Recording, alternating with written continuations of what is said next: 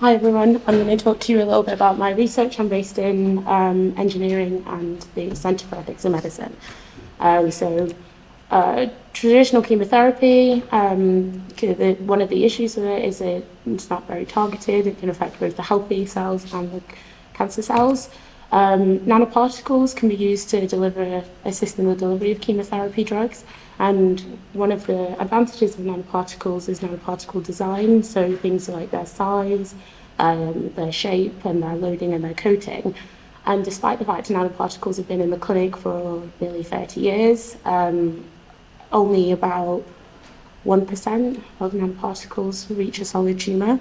So we can use in silico models, so computational models, to select nanoparticle design based on things like size, shape, loading, coating, to aid in clinical translation.